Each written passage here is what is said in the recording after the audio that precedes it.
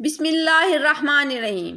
ایک دن صحابہ کرام رضی اللہ تعالیٰ عنہم کی جماعت سے حضور کریم صلی اللہ علیہ وسلم نے بڑا ایمان افروز سوال کیا، تمہارے نزدیک کس مخلوق کا ایمان عجیب ترین ہے؟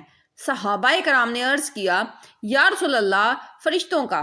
آپ صلی اللہ علیہ وسلم نے فرمایا، وہ کیسے ایمان نہ لائیں جبکہ وہ اللہ کی حضوری میں ہوتے ہیں اور ہمہ وقت اس کی تسبیح و تحلیل میں مشغول رہتے ہیں۔ صحابہ کرام نے عرض کیا، یا رسول اللہ، انبیاء کرام کا۔ آپ صلی اللہ علیہ وآلہ وسلم نے فرمایا، وہ کیسے ایمان نہیں لائیں گے جبکہ ان پر وحی اترتی ہے۔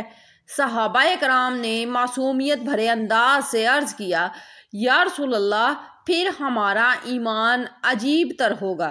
آپ صلی اللہ علیہ وسلم نے فرمایا، کیا تم اب بھی ایمان نہ لاؤ گے جبکہ تمہارے سامنے ہر وقت میرا سراپا رہتا ہے؟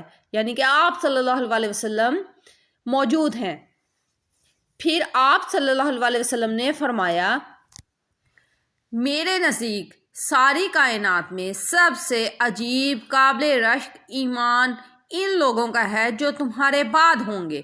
وہ صرف اوراق پر لکھی ہوئی کتاب دیکھیں گے اور اس پر ایمان لے آئیں گے، یعنی قرآن مجید۔